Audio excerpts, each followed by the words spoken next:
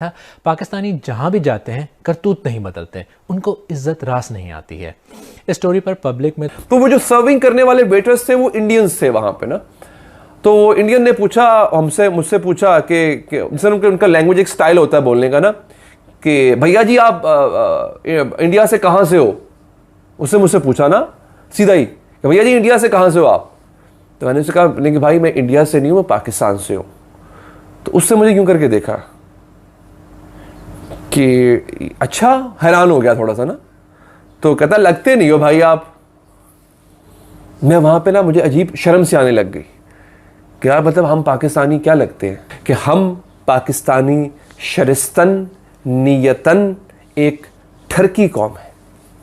अब सुन के हैरान। बड़े ही खतरनाक वक्त से गुजर रहे हैं और मैं इतना जरूर कहूंगा कि मुझे अब 30-35 साल हो गए जर्नलिज्म करते हुए। हमने बहुत सी गवर्नमेंट्स गिरते हुए देखी, हमने मार्शल लॉ भी लगते हुए देखे, लेकिन for the first time in my life अगर आप मुझे पूछें तो मैं दिल से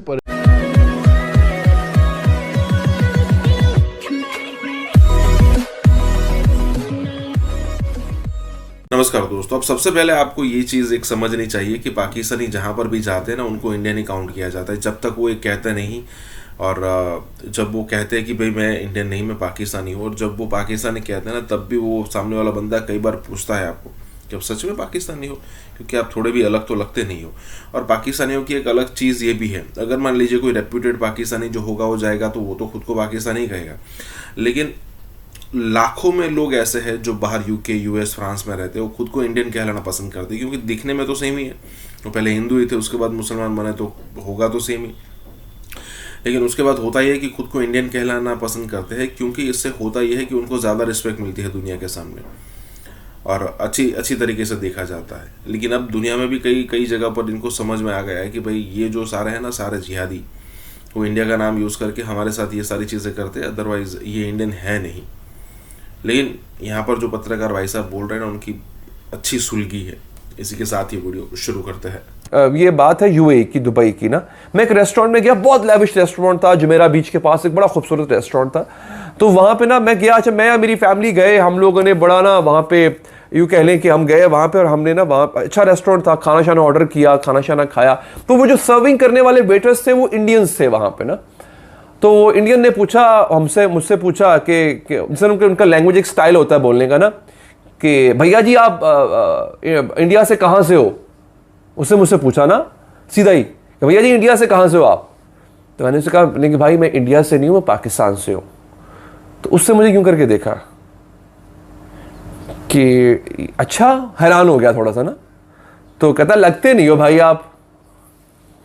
मैं वहाँ पे ना मुझे अजीब शर्म से आने लग गई कि यार मतलब हम पाकिस्तानी क्या लगते हैं, हम पाकिस्तानी क्या इमेज दिया हुआ है हमने अपना इनको।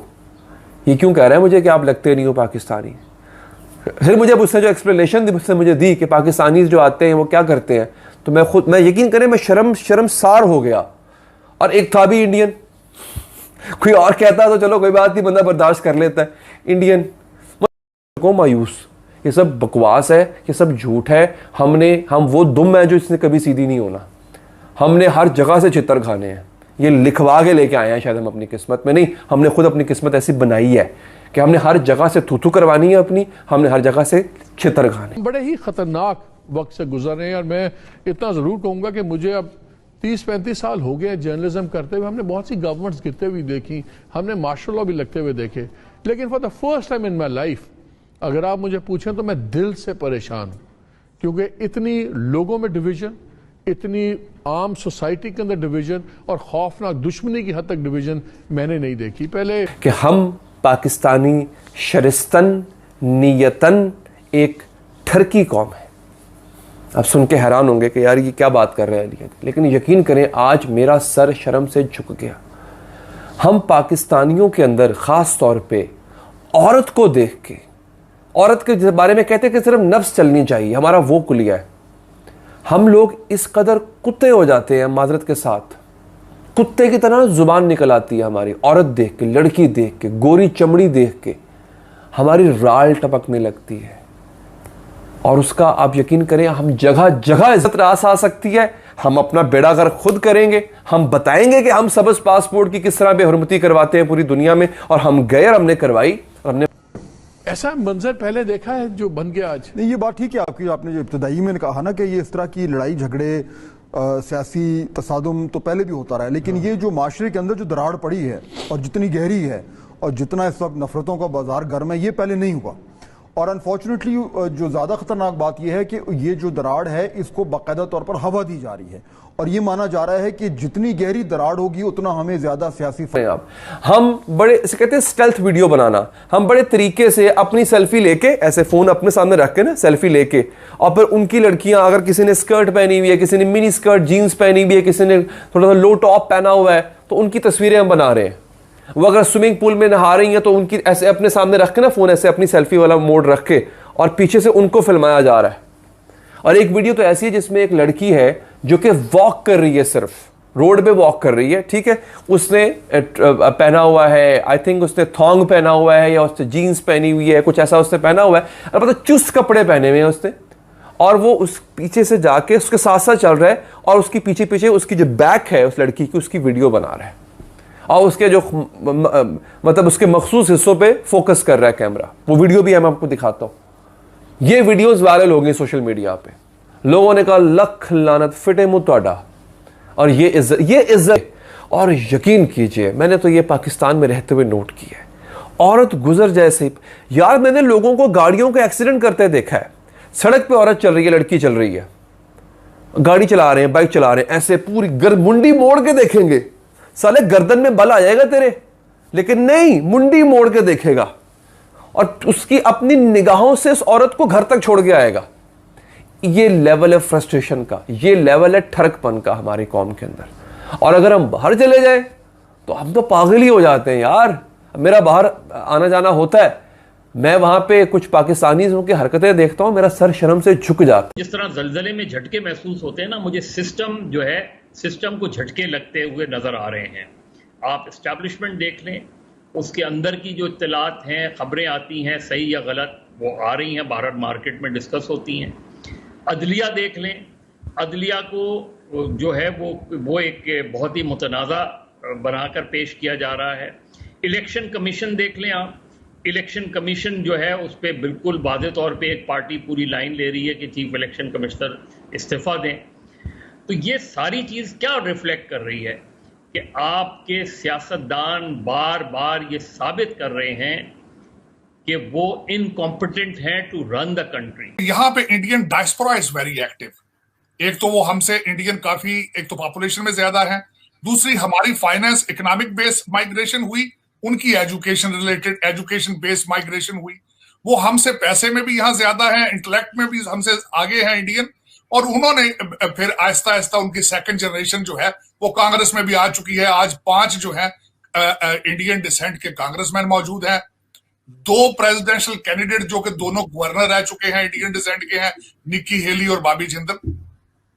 तो उसी तनाजर के साथ जब हम देखते हैं तो इस वक्त व्हाइट हाउस में जो अगर इंडिया, पाकिस्तान या सब कॉन्टिनेंट का, या अगर आप साउथ एशिया का देखें तो सबसे ज्यादा अपॉइंटमेंट जो है वो इंडियन अमेरिकन की है।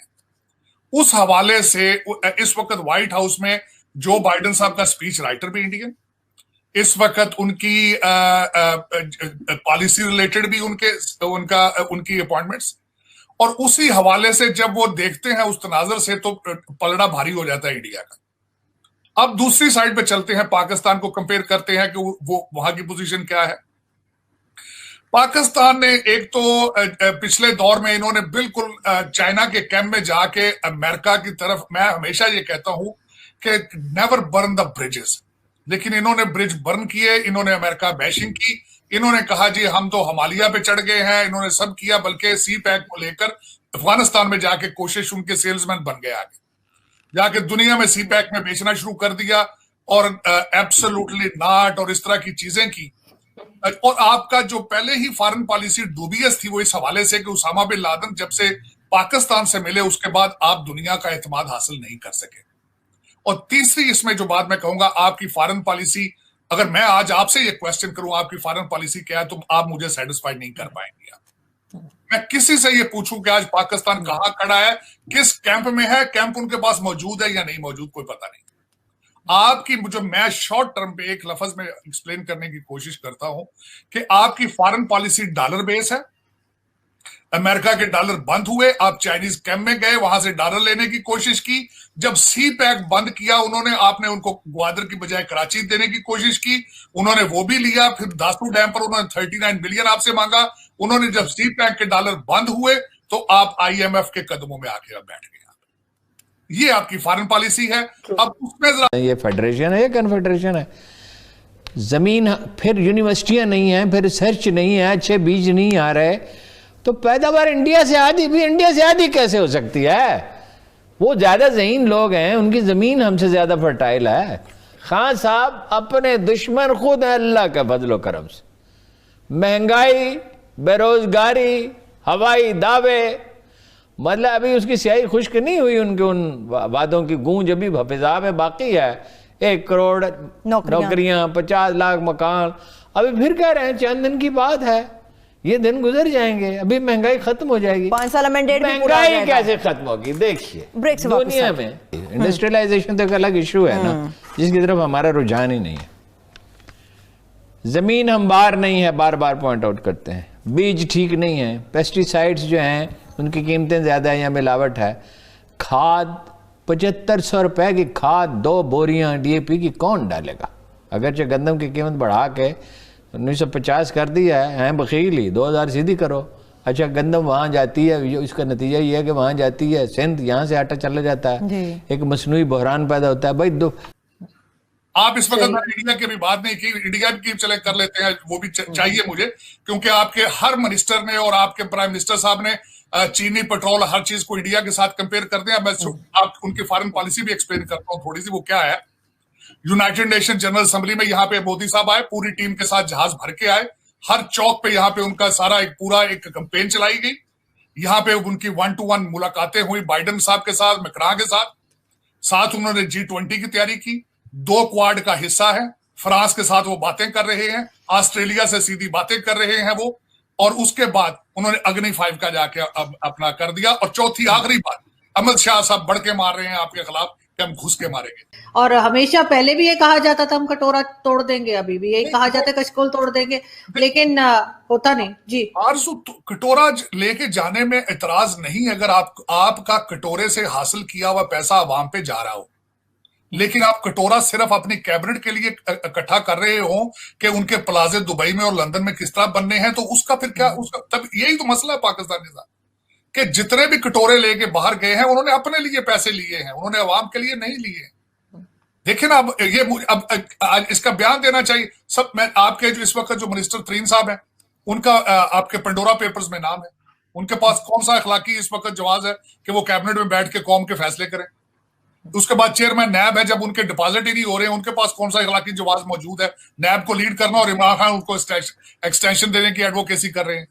अखलाकी जवाब भी तो होना चाहिए ना किसी चीज का, कि भाई हम कौम के सामने जवाब दे हैं, उनके नुमाइंदे हैं, लेकिन डिस्कस ही नहीं है। जब आपकी लेजिस्लेशन किस जवाब से बंद कर दी गई है और कंट्री ऑर्डिनेंस पे चल रहा है, इस तरह तो डिक्टेटर्स ने भी नहीं किया अपने दौर में। आपके मीडिया के हालात देख लें, आप लोगों के मुंह बंद कराएंगे तो कितना अर्सा सर्वाइव करेंगे? आप यहां से पाकिस्तान से बंद करेंगे, लोग दुबई से जाके प्रोग्राम शुरू कर देंगे, क्या करेंगे? ये सोल्यूशन है? ये तो आपने वही किया कि सर में दर्द है, सर काट दिया जाए। सर में दर्द तो दवाई देते हैं, सर नहीं काटते। तो ये इस तरह नहीं चले, मुमालिक इस तरह नहीं चलते। इंडिया आपको तोड़ने पे तो, मुल्क में दहशतगर्दी करने पे तुला हुआ है, कर रहा है ये जो वाकया है, जो कल कोयटा का भी वाकया हुआ, कोयटा का और वाकयात हो रहे हैं, अभी अंदेशा है और वाकयात होंगे। और अमेरिका जो है आपकी दुश्मनी पे तुल गया है। क्या इतना कहना ही काफी है कि अमेरिका हिंदुस्तान की जुबान बोल रहा है, हिंदुस्तान की बात कर रहा है? और उनका अलायंस इस बात की तरफ कंप्लीटली एग्री करता है कि पाकिस्तान को डिसफंक्शनल किया जाए। ये अब इकोनॉमिक एक्सेस पर डिपेंड कर रहे हैं कि अगले चंद माह में इकोनॉमिक कोलैप्स पाकिस्तान में इतना बड़ा आ जाएगा कि जो ये अचीव नहीं कर सके TTP, BLA और अर्बन इंसर्जेंसी के जरिए, वो इकोनॉमिक कोलैप्स के जरिए अचीव कर लेंगे।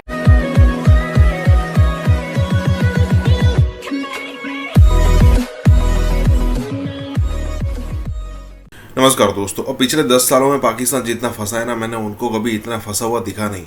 बहुत आराम से प्ले किया करते थे 2014 से पहले। लेकिन 2014 के बाद इतनी बुरी तरीके से फंसे और जो इंटरनेशनल सपोर्ट उनको मिलता था वो भी अब बंद हो चुका है। खास करके पहले क्या हुआ करता था कि अगर पाकिस्तान की तरफ से कोई हरकत होती थी तो हम जो है वो यूएन में, अमेरिका के अंदर या फिर इस सारे कंट्रीज़ को हम इसकी कंप्लेंट किया करते थे। लेकिन प्रॉब्लम ये होती थी कि ये सारे कंट्रीज सुन के भी ना सुना करते थे क्योंकि उनका सपोर्ट पाकिस्तान को डायरेक्टली इनडायरेक्टली था। ये बात अलग है, कभी किसी और वीडियो में चर्चा करेंगे कि भाई क्यों सपोर्ट था। लेकिन 2014 से मोदी ने पूरी दुनिया को रियलाइज़ ये करवाया है कि भाई जो आप ये कर रहे हो ना, आपकी सबसे पहली रूट वाली प्रॉब्लम यही है कि आप इनको सपोर्ट कर रहे हो। अगर आप इंडिया को सपोर्ट करोगे तो आपको जितना सपोर्ट होगा उससे कई गुना ज़्यादा बेनिफिट भी होगा।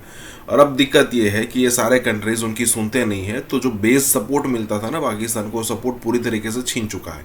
और अब इंडिया खुल के बजाता है पाकिस्तान की, चाहे कोई आतंकवादी हमला हो तो उसका जो रिप्लाई करना हो। पहले कभी ऐसा हमने सुना नहीं, ना ही देखा, ठीक है। लेकिन अब जो हो रहा है ना वो पाकिस्तान को झंझोड़ रहा है। इसी के साथ ही वीडियो शुरू करते हैं। इंडिया आपको तोड़ने पे तो, मुल्क में दहशतगर्दी करने पे तुला हुआ है, कर रहा है ये जो वाक़या है, जो कल कोयटा का भी वाक़या हुआ, कोयटा का और वाक़यात हो रहे हैं, अभी अंदेशा है और वाक़यात होंगे।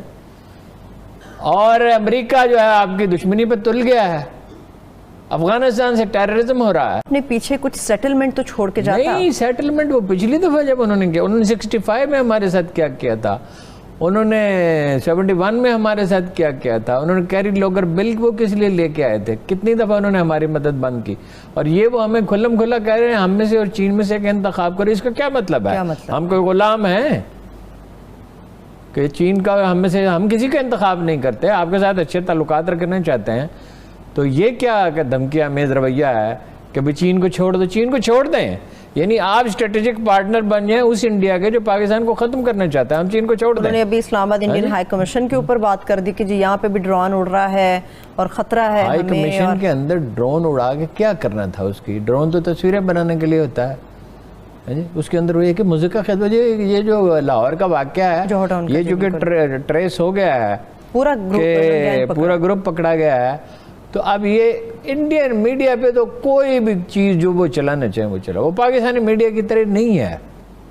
यानी अमेरिका ने तो आज कमाल कर दिया कि पाकिस्तान पे पाबंदी लगा दी है, कहा कि बच्चों को, तुर्की पे भी लगा दी है, बच्चों को फौज में इस्तेमाल करते हैं। अच्छा, कौन से बच्चों को इस्तेमाल करते हैं? 85 बिलियन डॉलर का लेन देन है चीन का और इंडिया का। इतनी कशीदगी है, फौजें सरहद पे खड़ी हैं, बाद लोग कह रहे हैं जंग हो सकती है। मेरा तो नहीं ख्याल जंग होगी। अगर आप अमेरिकी वज़ीर ख़ारजा की अफगानिस्तान की जो स्टेटमेंट्स हैं उनको आप पेश नजर रखें तो आपको क्या नजर क्या आता है? क्या इतना कहना ही काफी है कि अमेरिका हिंदुस्तान की जुबान बोल रहा है, हिंदुस्तान की बात कर रहा है? देखिए नसरुल्ला, जब 2001 में अमेरिकन अफगानिस्तान आए थे उस वक्त उनका स्ट्रेटेजिक पर्पस क्या था? वो क्यों सबसे पहले उन्होंने 9/11 के बाद अफगानिस्तान में दाखिल हुए?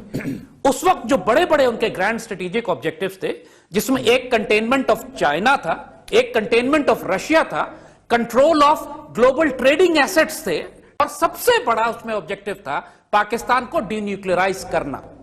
2005 में CIA की रिपोर्ट आई थी जिसमें उन्होंने कॉन्फिडेंटली कहा था कि 2015 तक पाकिस्तान के नक्शे हम तब्दील कर देंगे। और आपको याद होगा ये वो टाइम था कि जब मुशर्रफ को निकाल कर इन्होंने डेमोक्रेसी पाकिस्तान में लाई थी और TTP इस तरीके से पाकिस्तान में दहशतगर्दी कर रही थी, कराची में अर्बन वॉर थी, BLA एक्टिवेट हो चुकी थी कि उस वक्त GHQ के बाहर लेफ्टिनेंट जनरल लेवल के ऑफिसर्स को शहीद किया जा रहा था और पाकिस्तान आर्मी यूनिफॉर्म पहन के GHQ में नहीं जा सकती थी। टिल्ट नजर आता है हमें अमेरिका का हिंदुस्तान की तरफ, इसकी क्या वजह समझते हैं? देखिए टिल्ट तो है, वो तो स्ट्रेटेजिक अलायंस है इनका 21वीं सदी का पाकिस्तान और चाइना के खिलाफ। CPEC को रोकना हो या चाइनीज एक्सपेंशन को रोकना हो या चाइना को उन्होंने रूट्स, जो अल्टरनेट रूट हमारी जमीन से जा रहे हैं, वो सब इंडियंस और अमेरिकन के इंटरेस्ट के खिलाफ हैं। सो वो तो बड़ा ग्लोबल इंटरेस्ट है, अलायंस है इनका जो रहेगा। और उनका अलायंस इस बात की तरफ कंप्लीटली एग्री करता है कि पाकिस्तान को डिसफंक्शनल किया जाए। ये अब इकोनॉमिक एक्सेस पर डिपेंड कर रहे हैं कि अगले चंद माह में इकोनॉमिक कोलैप्स पाकिस्तान में इतना बड़ा आ जाएगा कि जो ये अचीव नहीं कर सके TTP, BLA और अर्बन इंसर्जेंसी के जरिए, वो इकोनॉमिक कोलैप्स के लिए अचीव कर लेंगे। So they think they have about 6 months in ahead of them. लेकिन अब यही वो टाइम, लेकिन क्या कहा अंदेशा है जंग का? वैसे पता कोई नहीं होता, क्योंकि मतलब ये तो शुरू हो जाए फिर इख्तिताम का अंजाम का अंदाजा कुछ नहीं कहा जा सकता। ट्रेड नहीं बंद हो रही इसलिए कि चीनियों को तो नुकसान होगा, उनकी ज़्यादा है एक्सपोर्ट। वो फैटफ में ये वहाँ बात ज़रा बहस आई कि भाई 27 में से 26 नुकात पूरे कर दिए। दुनिया के कितने ममालिक हैं जिन्होंने आधी कंप्लायंस की है, मगर उनका ना उसमें से आपको फैटफ में से नहीं। IMF प्रेशर डाल रहा है आपके ऊपर और माशी मसाइल तो पैदा होंगे। टेलीविजन पे बहस हो रही है एक और मुसलमानों के बारे में जो कभी नहीं की इन्होंने, बाकायदा कभी नहीं, अब कभी इनको याद नहीं आया। अब अमेरिका नाराज हो गया है और अमेरिका कह रहा है तो इन्हें याद आया गौर मुसलमान।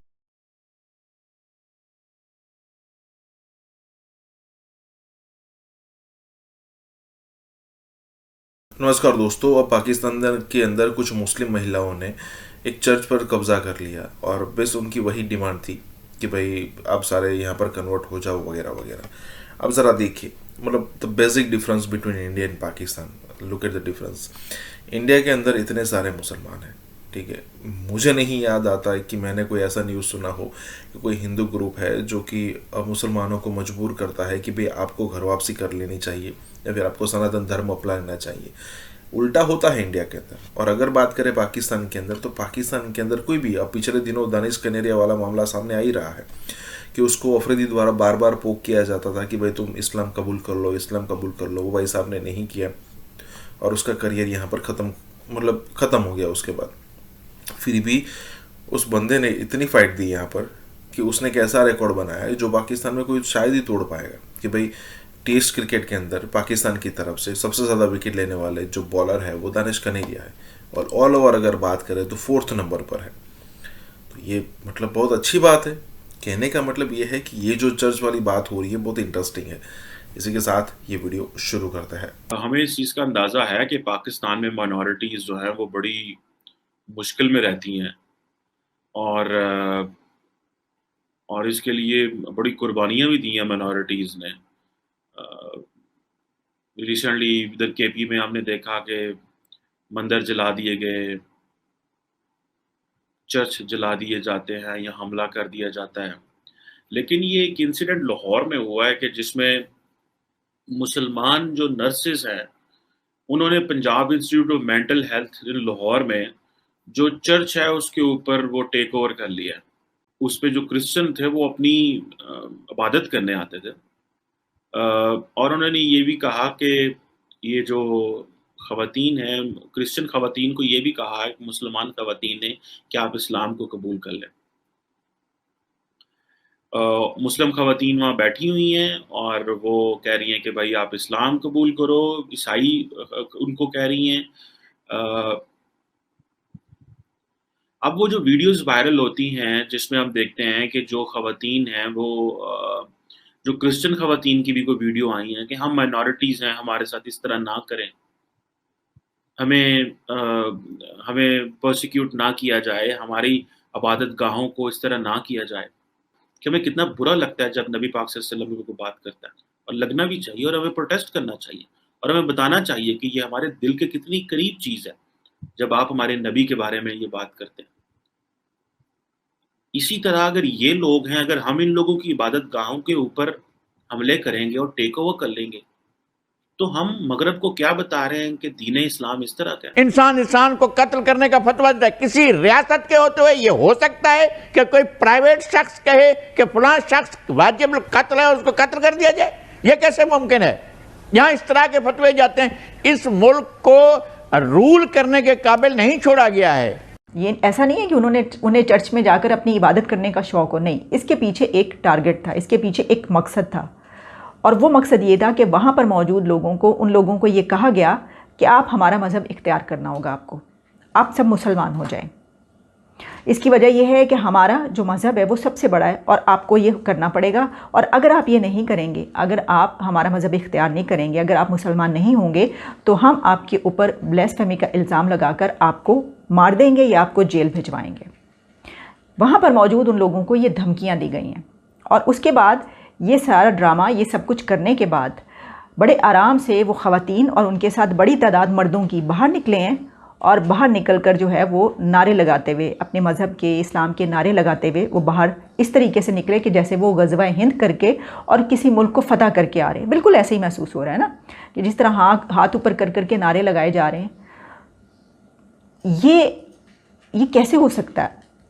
आप ये नहीं कह सकते कि ये किसी दूर दराज का गाँव है जहाँ पर ये हो गया। सिर्फ बात यहीं पर ख़त्म नहीं होती कि ये सब कुछ हुआ। एक तो ये कि क्या ये बगैर प्लानिंग के हुआ है? ऐसा नहीं है, इसको पहले प्लान किया गया होगा इस वाक़े को। उसके बाद उन मर्दों औरतों ने, और पता नहीं उनके पीछे कितने और लोग हैं, ये किया होगा कि हम इनको बताते हैं, इनकी ऐसी की तैसी, ये सब करके किया होगा ना कि ये जो हैं ये हमारे ख़िलाफ़ दूसरे मज़ाहिब के जो लोग हैं वो करारदाद पास करवाएंगे, रेजोल्यूशन लाएंगे हमारे इस कानून को ख़त्म करने के लिए, ब्लास्फेमी लॉ को ख़त्म करने के लिए। तो अब हम इनको बताते हैं कि हम इनके साथ क्या करेंगे। जो इसके पीछे एक सोच नज़र आ रही है, जो इसके पीछे एक माइंडसेट नज़र आ रहा है, वो ये है। वहाँ पर प्लानिंग के साथ गए हैं ये। और उसके बाद हुआ क्या, जो अभी तक सामने चीज़ें आई हैं उसमें हुकूमत की तरफ से जो मौक़िफ़ है वो ये है कि कोई बात नहीं, कोई मसला नहीं है, वो बस उसको जो है वो पुलिस ने जो है, पुलिस पहुंची है, उसने दोनों जो ग्रुप्स हैं उनके बीच कॉम्प्रोमाइज़ करवा दिया है। कॉम्प्रोमाइज़ करवा दिए, ये रिज़ॉल्व करवा दिया मसला। किसी दूसरे मुल्क में ऐसा कोई वाक़या होता है तो हम फ़ौरन उसको उठाते हैं। हम तो उसको यूँ सोशल मीडिया पे उठाते हैं कि देखिए यहाँ पे जो है ना, ये देखिए इस मंदिर में ये किया गया है, इस मस्जिद में लोगों के साथ ये हुआ है, ये जो है ये इंडिया में ये गाय के ऊपर जो है ये हुआ है, गोश्त खाते हुए जो है ये लोगों को इस तरह मारा गया है। हमारे अपने मुल्क में अगर कुछ होगा तो हम उसको छुपा लेंगे, हम कंप्रोमाइज़ करवा देंगे, हम मज़लूम और जालिम के बीच कंप्रोमाइज़ करवाएंगे। ये पहला वाक़या होगा दुनिया का अनोखा कि मज़लूम और जालिम के बीच आप कंप्रोमाइज़ करवा रहे हैं, आप पैचअप करवा रहे हैं, जिसका कोई सवाल ही पैदा नहीं होता। जिस तरह मैंने कहा कि अगर ये वाइस वर्सा होता और मुसलमान की किसी मस्जिद में ऐसा हुआ होता तो उस वक्त क्या होता, आप इमेजिन कर सकते हैं कि क्या होता। सिलसिला ऐसा चल रहा है, खुदा जाने कि इस मुल्क को किस तरह चलाया जाना है, इंटेंशन क्या है, किंग्स पार्टियों की क्या हैसियत होती है, वो आवाम में कितनी पॉपुलर होती हैं, किस तरह से वो राज करती हैं और उनके राज करने का अंदाज़ क्या होता है, और किस तरह से मुल्क मसाइल से दो चार होता है, किस तरह से मुल्क जंगों से दो चार होता है, पराई जंगों का हिस्सा बनता है, जाकर अपने मुल्क को दहशतगर्दी का गढ़ बनाया जाता है, इंतहा पसंदी का गढ़ बनाया जाता है, ना जो अदम बर्दाश्त का गढ़ बनाया जाता है, गैर रवादारी का गढ़ बनाया जाता है। और कुछ लोग जो खवातीन, पहले हमने देखा कि जो एक मजहबी जमात के लोगों ने ये मूवमेंट चला दी पाकिस्तान में और कहा कि जी प्रोटेस्ट शुरू हो गए, फ्रांस के सफीर को बाहर निकालो। आज अगर इस तरह खवातीन एक चर्च के ऊपर टेक ओवर कर लेंगी, उसके अलावा होता यह है कि एक बंदा जो है जब कोई कानून है उसको अपने हाथ में ले लेता है तो स्टेट के पास क्या पावर रह जाती है, स्टेट की क्या जिम्मेदारी है, क्या स्टेट प्रोटेक्ट कर सकती है कि नहीं कर सकती।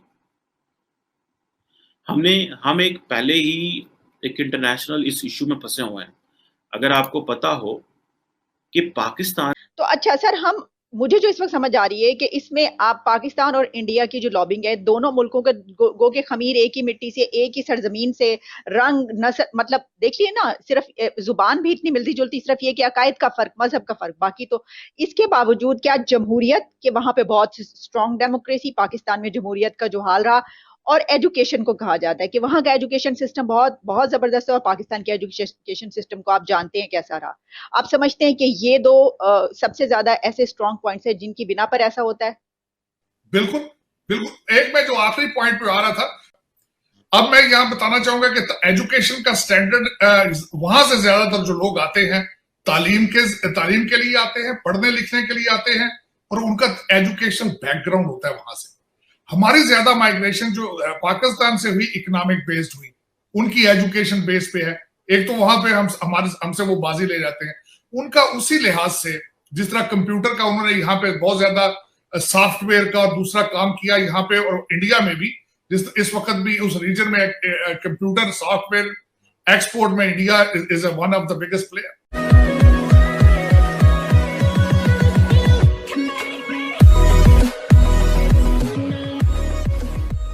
नमस्कार दोस्तों, अब यहाँ पर कंपैरिजन हो रही है, सिंपल है, एजुकेशन सिस्टम के बारे में कि इंडिया में क्या चल रहा है, पाकिस्तान में क्या चल रहा है। और उसके अलावा बात हो रही है कि इंडिया के जो लोग हैं वो आईटी के एक्सपर्ट बन रहे हैं, मतलब पूरी दुनिया में छा रहे हैं। और आप कह सकते हो कि अमेरिका जैसे कंट्रीज़ के अंदर बड़ी बड़ी कंपनीज अगर इंडियंस छोड़ दे तो ये कंपनियाँ बैठ जाएगी, उनकी शेयर प्राइसेस नीचे हो जाएगी। और अगर वही पाकिस्तान की बात करें तो करप्शन करने में से बाहर नहीं आते। अब इंडिया की बात करते हो तो आप सबको पता है, कोई रिपीट करने की ज़रूरत है नहीं कि गूगल है, माइक्रोसॉफ्ट है, कई सारी और कंपनीज है, जैसे यूट्यूब हो गया, उसके अलावा ट्विटर हो गया जिसको एक्स बोलते हैं। इन सारी कंपनीज को छोटे बड़े लेवल पर यहाँ पर ऑपरेट सिर्फ इंडियन ही करते हैं। लेकिन अगर पाकिस्तान की बात करो तो बहुत सारे मौके मिले हैं, अमेरिका और वेस्टर्न कंट्रीज़ ने भर भर के बिलियंस ऑफ डॉलर उनको दिए, लेकिन आखिर हुआ क्या? वही करप्शन। पहले आर्मी के लोगों ने करप्शन की, उसमें जो पैसे बचे उस पर वहाँ के पॉलिटिकल लीडर्स ने करप्शन की, मतलब पॉलिटिशियंस ने करप्शन की, और जो थोड़ा ज़्यादा पैसा बचा था वो जनता के सामने रखा गया, उनकी मतलब की जो सुविधाएं दी गई। अब ये सारा पैसा अगर इंफ्रास्ट्रक्चर डेवलपमेंट में मतलब स्पेंड किया गया होता तो ये दिन देखना नहीं पड़ता पाकिस्तान को, जो अभी देखना पड़ रहा है। इसी के साथ ही वीडियो शुरू करते हैं। तो अच्छा सर, मुझे जो इस वक्त समझ आ रही है कि इसमें आप पाकिस्तान और इंडिया की जो लॉबिंग है, दोनों मुल्कों के गो के खमीर एक ही मिट्टी से, एक ही सरजमीन से, रंग नस्ल, मतलब देख लिए ना, सिर्फ जुबान भी इतनी मिलती जुलती, सिर्फ ये कि अकायद का फर्क, मजहब का फर्क, बाकी तो इसके बावजूद क्या जमहूरियत के वहां पे बहुत स्ट्रॉन्ग डेमोक्रेसी, पाकिस्तान में जमहूरियत का जो हाल रहा, और एजुकेशन को कहा जाता है कि वहां का एजुकेशन सिस्टम बहुत बहुत जबरदस्त है, और पाकिस्तान के एजुकेशन सिस्टम को आप जानते हैं कैसा रहा। आप समझते हैं कि ये दो सबसे ज्यादा ऐसे स्ट्रॉन्ग पॉइंट्स हैं जिनकी बिना पर ऐसा होता है? बिल्कुल बिल्कुल। एक मैं जो आखिरी पॉइंट पे आ रहा था, अब मैं यहाँ बताना चाहूंगा कि एजुकेशन का स्टैंडर्ड, वहां से ज्यादातर जो लोग आते हैं तालीम के लिए आते हैं, पढ़ने लिखने के लिए आते हैं, और उनका एजुकेशन बैकग्राउंड होता है वहां से। हमारी ज्यादा माइग्रेशन जो पाकिस्तान से हुई इकोनॉमिक बेस्ड हुई, उनकी एजुकेशन बेस पे है। एक तो वहां पे हमसे वो बाजी ले जाते हैं, उनका उसी लिहाज से जिस तरह कंप्यूटर का उन्होंने यहाँ पे बहुत ज्यादा सॉफ्टवेयर का दूसरा काम किया यहाँ पे, और इंडिया में भी इस वक्त भी उस रीजन में कंप्यूटर सॉफ्टवेयर एक्सपोर्ट में India is one of the biggest player. India के लिए ये कहना चाहिए कि उनका देखिए कि वो किस तरीके से, जब इस तरीके से वो वाली लैंग्वेज, फॉरेन लैंग्वेज बचपन से ही बोलते हुए आगे जाते हैं, तो वहां पर जाकर वेस्ट में उनको कोई प्रॉब्लम नहीं होती कम्युनिकेट करने में। फिर ये कि उनका एजुकेशन सिस्टम इतना अच्छा, फिर ये कि उनकी जमहूरियत इतनी जबरदस्त, फिर उनकी ट्रेनिंग्स इतनी आला, ये सब कुछ बहुत फर्क है दोनों मुल्कों में, हम जानते हैं। और फिर मुआशरत का भी सर, वो साजिद साहब, मैं तो इसमें ये भी ऐड करूंगी कि उनका जो माइंडसेट है वो दूसरों को एक्सेप्ट करने का है। हमारा माइंडसेट तो, हम तो अपने परफॉर्मिंग आर्ट्स को ही एक्सेप्ट नहीं करते ना, हम तो बहुत सारी चीजों को बुरा कहते हैं, अभी तक हम उन चीजों से नहीं निकल पाए, जबकि वो इसको, तो ये सब चीजें इसमें करती हैं। लेकिन इसी के तनाजुर में अगर हम देखें इस वक्त, आप जानते हैं कि वेंडी शर्मन ने कुछ इस तरह की बात की, तो क्या देख रहे हैं आप पाकिस्तान को, वहां पे कहाँ खड़ा हुआ देख रहे हैं पाकिस्तान जहां खड़ा था, मैं कहता हूँ कुछ फिट पीछे ही गया होगा, आगे उसने क्या जाना है। पाकिस्तान में हमारा एक भी नहीं है, सबसे ज्यादा पॉपुलेशन अभी आप गूगल करें तो न्यूयॉर्क की है, एक काउंसलमैन नहीं है, काउंसलर तक नहीं आपका वहां पे, तो ये किसने फिक्स करना है? और इंडिया के काउंसलर्स होंगे, मतलब काफी बड़ी तादाद वहां पे इंडियंस की होगी। इंडियन है न्यूयॉर्क से, lady there I met her, she is a lawyer attorney, I forgot her name, counsellor भी है, और 5 कांग्रेसमैन है, 2 प्रेसिडेंशियल कैंडिडेट है, निक्की हेली आ गया, she is a Sikh Indian, वो आ रही है प्रेसिडेंशियल कैंडिडेट है, भाभी जिंदल प्रेसिडेंशियल कैंडिडेट था, और कई यहाँ पे फिर रहे हैं। लेकिन ये कि हमारा कोई नहीं, क्योंकि हम सिर्फ डॉलर कमाते हैं, हमारी बात डॉलर से शुरू होती है, डॉलर पे खत्म हो जाती है।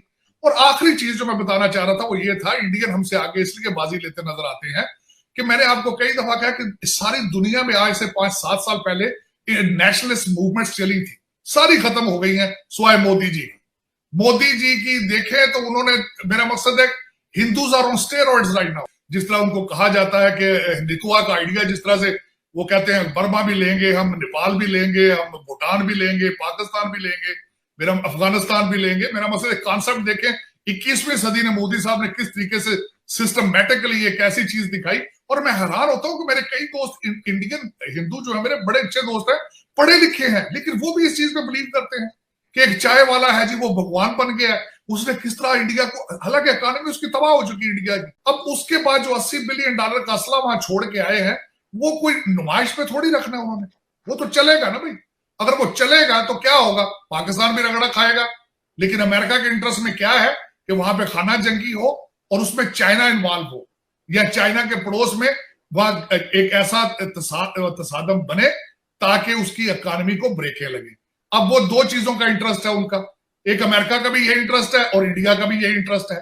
तभी तो वो कह के आई है वहां पे कि one mind one approach on Afghanistan, और वन माइंड अप्रोच को मैंने डिफाइन आपको कर दिया है कि अफगानिस्तान के अंदर खाना जंगी, दोनों पार्टियां उसमें इंटरेस्टेड है। अब पाकिस्तान कहां खड़ा है, पाकिस्तान अपने डॉलरों की बारिश सोच रहा है।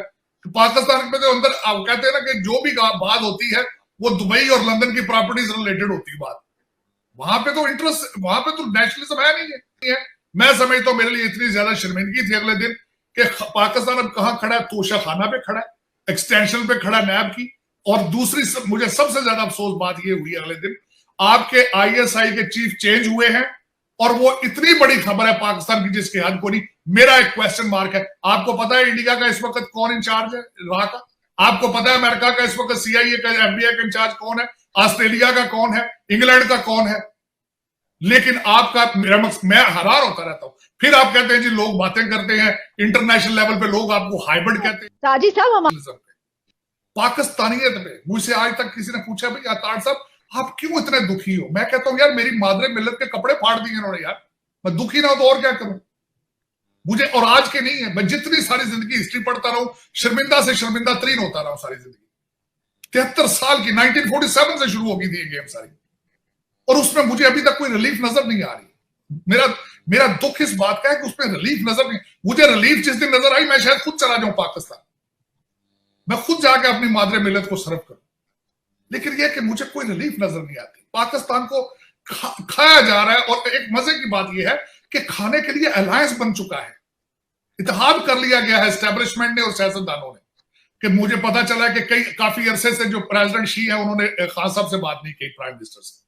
ना सिर्फ यहां से आपके जो बाइडन नाराज है, चाइना भी नाराज है। चाइना अब अगले दिन मैं बल्कि एक पूरा विलाग इस पे करना चाहूंगा कि वो ग्वादर छोड़ के अब कराची चले गए। आपने कहा सर जी वो छोटी चीज पसंद रही तो बड़ी ले ले, बल्कि मैं तो कहूंगा पिंडी इस्लामाबाद भी दे दे, वहां पे कोई रिजॉर्ट बना दे चाइना आके। नहीं सर, पिंडी नहीं, पिंडी बस एक ही है, पिंडी किसी का नहीं हो सकता। और नहीं देखे ना चॉइस, लेकिन वो उनको किसी असेंबली से नहीं पूछा गया, किसी मेरा मतलब कौमी असेंबली की ये डिसरिस्पेक्ट है। उनसे कंसेंसस लेने चाहिए थे कि ग्वादर पहले दिया 40 साल के लिए, वो अब कराची भी मांग रहे हैं, दे या ना दे। लेकिन बस इस तरह मुल्क चलते। मुझे ये बताएं कि मिडिल ईस्ट तो पहले ही वो शहजादे चलाते हैं जिस तरह उनके बाप की प्रॉपर्टी है, तो यहां पे क्या हो रहा है? यहां भी तो यही हो रहा है। किसी मेरी मादरे मिल्लत की रिस्पेक्ट ही कोई नहीं है। लाइफ इंश्योरेंस कॉर्पोरेशन इंडिया की एक कंपनी जिसका एसेट अंडर मैनेजमेंट यानी कि जितना पैसा उसके पास है जिसका वो मैनेजमेंट करती है, लोग इंश्योरेंस कराते हैं, पैसा आता है उसको वो मैनेज करता है, वो पाकिस्तान की पूरी GDP से 1.5 गुना है। भारतीय मिलिट्री साइज बहुत बड़ा है, एयरफोर्स नेवी बहुत बड़ा है, टेक्नोलॉजी में भी वो दिन रात इस पे काम कर रहे हैं, असलहा साजी की इंडस्ट्री भी उनकी ग्रोथ कर रही है। इंडिया 150 अरब डॉलर्स की सिर्फ IT एक्सपोर्ट करता है। हमारे जो है वो अभी जो है वो ओवरऑल एक्सपोर्ट जो है वो 25 अरब डॉलर से ऊपर नहीं जा पा रही है। पाकिस्तान इंडिया से कंपैरिजन करता है बार बार, एक कंपनी इंडिया की उसका एसेट बेस इससे ज्यादा है। अगर LIC का पैसा पाकिस्तान को दे दिया जाए तो उसके सारे कर्जे खत्म हो सकते हैं। कम से कम 100 अरब डॉलर की ट्रेड है चीन और इंडिया की, वो भी कभी वॉर पे नहीं जा सकते।